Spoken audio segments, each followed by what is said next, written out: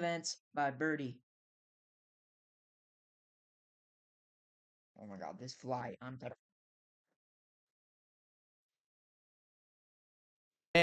I've been doing a lot of scrolling, as per usual. Imagine. Canon Events. I've been doing a lot of scrolling, as per usual, and that's how I find video ideas nowadays. I saw that a lot of people were talking about Canon Events, or specifically male Canon Events, and now people have been making videos. Okay, that is a canon event though. What that TikTok was saying when you found out what like L3 actually is. That had me lost for like I figured out like what it was like in a couple months, but that had me lost for months. Where they put their top 10 canon events on a list. Then I thought about it and I'm like, you know what if I put mine on a list? So yeah, let's just get right into it. Number 1, fumbling a 10 out of 10. It happens to the best of us. Sometimes you just choke. There's really nothing you can do about it. One day you might be Curry from 3, and then the next you might be Curry from the moon. And now unfortunately I've had my fair share of experiences of fumbling, and sometimes I get afraid of fumbling, and that ends up being my downfall. And to cope with the unfortunate scenario of fumbling, I may find myself doing something such as working out, or making a video, or hell, even reading a book. Literally anything to take my mind off that shit. Getting rejected, definitely one of the worst feelings on planet Earth, but eventually, the more you get rejected, the more you'll be able to just take the L on the chin and walk away and not really think about it that much later. Hey, I mean, it's a learning experience, so we all gotta go through it eventually. That's the type of shit that will build crazy character development. Next, we got the day you realize you are not going pro. A lot of people growing up have Holy, that is a huge one, bro. I used to like when sixth grade to eighth grade, bro. My dream was to go to the NBA, and like I dedicated every day. I would go outside on my basketball court and I would play for like hours, and I would just not get any better. And I still thought I was going to the league, and I'm like max 5'8" when I'm all grown. So like yeah, that dream got really crushed over the summer when I realized that I was not gonna be tall or ever athlete. I don't know. ambitions of being a professional athlete, whether it's baseball, basketball, football, whatever. And as you get older and go into high school, people will start getting offers from crazy ass Division 1 or Ivy League schools, and then you're over there with nothing, zero offers. Like, that's gotta be one of the most painful feelings of all time. I mean, for me, I realized that when I was in middle school. Like, I just got benched every fucking day of baseball, and I knew at that moment, maybe it's time for me to hang up the hat with baseball. Maybe it's time for me to retire. So in 2018, I officially hung up the hat with baseball. And as sad as it is, sometimes you gotta move on. I've been playing baseball for 8 years of my life at that point. After you realize you gotta hang up the hat, you just gotta accept it, bro. You just gotta accept that it's I don't know if anyone can relate to this though, but when you do like quit, you I don't know, people around you, like your parents and your friends, they don't want you to quit even though you suck. And I don't really get that, but I mean, maybe like not suck, but like you're not like good. I don't know if that makes sense, but over. most You are it's no mostly longer a friends. starter on the football team. Some people don't let that go, which is kind of crazy. Like, come on, bro. You gotta let it go at some point. Number 3. Bro, it's every PE teacher. Every PE teacher peaked in high school. I'm telling you, every PE teacher peaked in high school. That's why they come back and teach and they glaze like bro, I'm telling you, your PE teacher was went to the high school that you're going to right now, and he peaked there. He peaked there. We got getting embarrassed in front of a large crowd. I don't care what anybody says, there is no stronger canon event than public embarrassment. And once I experienced this, I was a changed man. And the first time I experienced this is exactly when I started caring too much about what people thought of me. Obviously, you should care to some extent, but obviously you should not let it control you. And the first time this happened to me, this is around the time roast battles became popular. Everyone was roasting each other. And then During basketball, I uh I dribbled up the court, bro, and I like my like when you guys walk with like slides and your foot gets caught and you trip. I did that in a basketball game, but I like fully tripped and I was like at the half court line and I was like bringing up the ball and like yeah, everyone left me. That was another reason I quit. I didn't even say anything. I was just laughing. And they pointed at me like, bro, why are you laughing? You haven't said a word this entire lunch period. And then the table started laughing. Everybody at the table. This is a big ass lunch table, by the way. And I was fighting back tears, okay? I was trying to hold in the tears, but I knew it was true. So at the time, it cut deep, even though really shouldn't have. It's not serious. It was a roast battle. But then again, I was 12 years old, so I thought my life was over. And if you're somebody that has social anxiety, you're definitely going to be terrified of this. I was somebody that would let these moments live in my head rent-free. I would think about it all the time. But when you remember, it's really not that deep. Everyone's going to forget about it. Eventually, you just let it go. And life just becomes a lot better. Now we got getting a bad haircut. I think everyone's got a bad haircut. Okay. My haircut right now. Nope. Not that bad. That bad.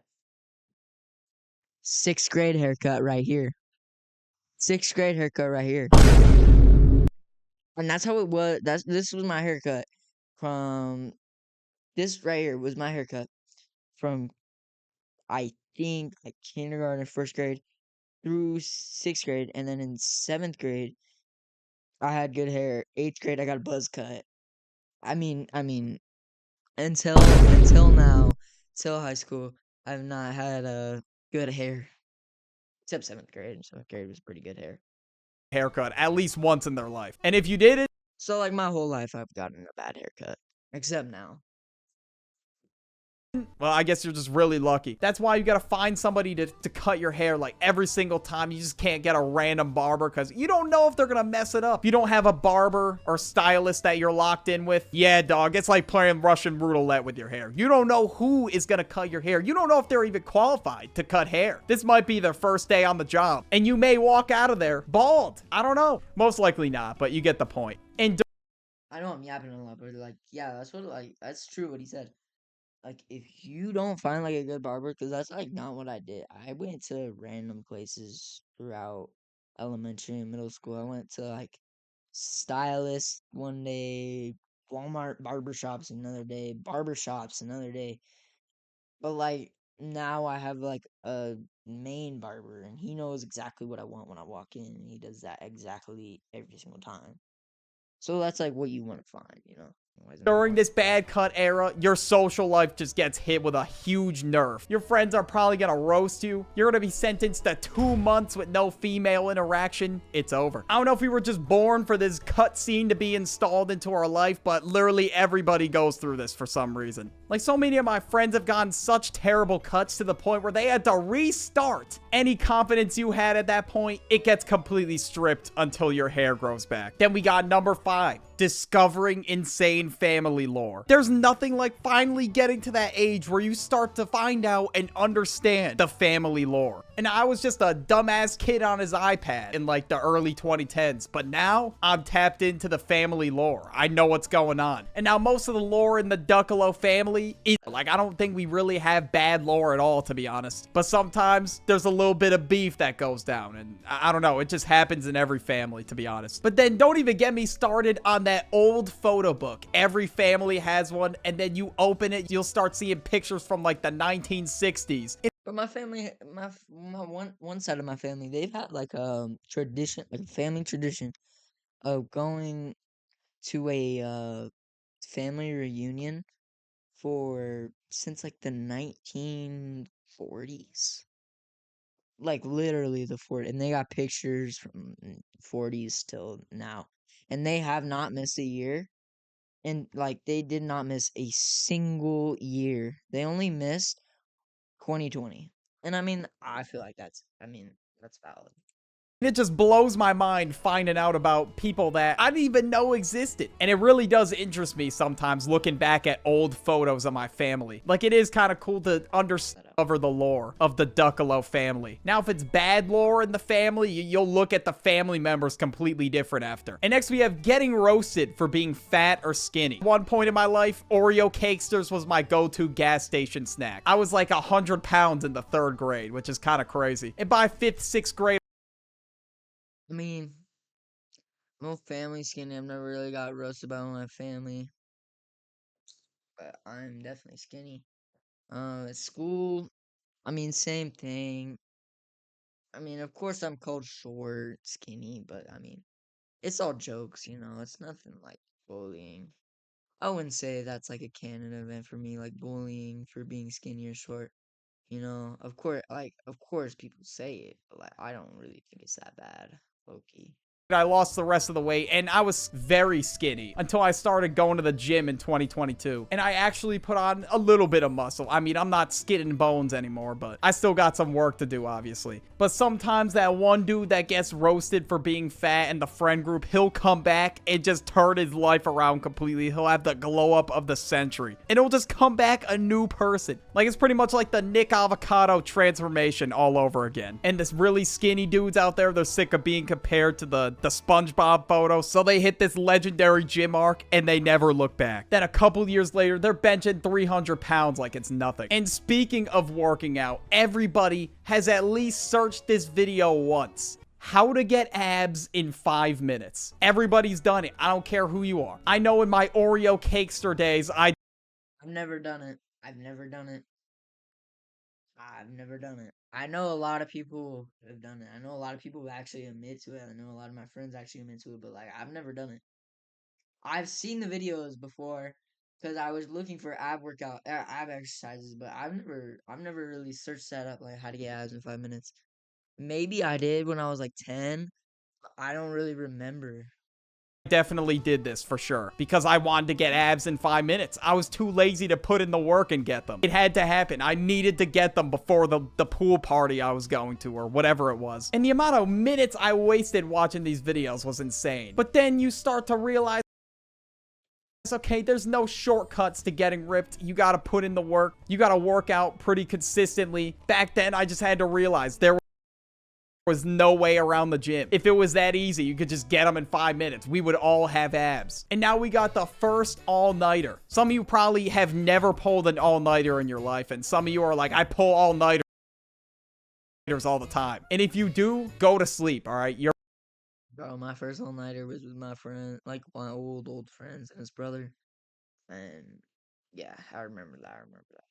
It was fun. It was fun. You know, Your body needs it. Now, my first all-nighter was when I was in high school. I think it was in like 2020. I stayed up all night watching YouTube videos, and then I just slept during my Zoom classes. I think I talked about this in my quarantine video already, but I remember it was just me and the teacher in one of my classes, and it was probably one of the most awkward moments in my life. But whether you played video games all night or whatever you decided to do, pulling an all-nighter was something that we all had to experience at one point or another. Nah, this is a Canon event, bro. No, this is a Canon event. You had to like wake up early to go to the airport or something like that, and you searched it up on TikTok or YouTube how to fall asleep in like 10 minutes, and you found the military method, and it didn't work, and then you put on like white noise. That's a Canon event for me, bro. It happens once a year. I always do it. I search up how to fall asleep quick. Turn on like brown noise, white noise, do the military method, but it never works. It never works. It just makes me more stressed and I never fall asleep.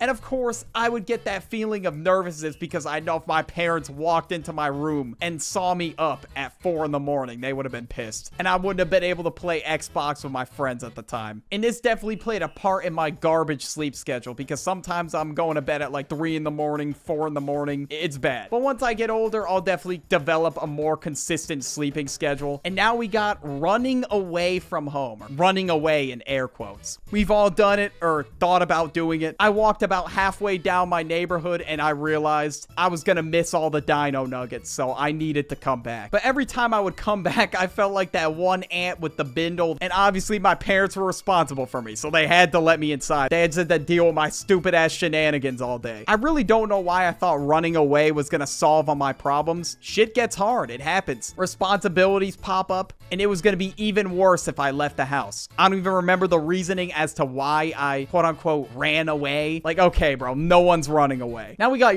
Never wanted to run away.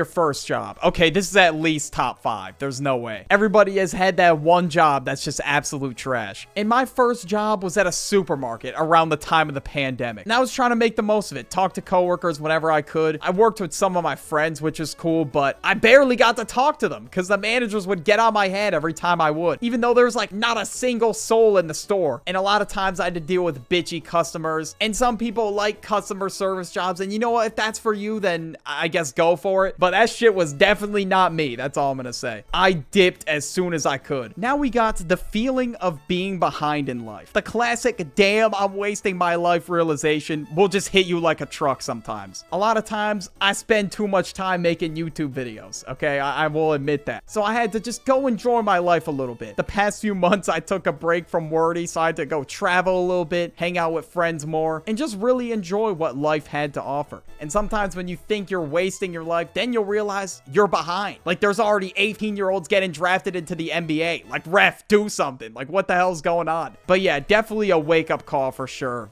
For me, especially. I don't know. I don't know.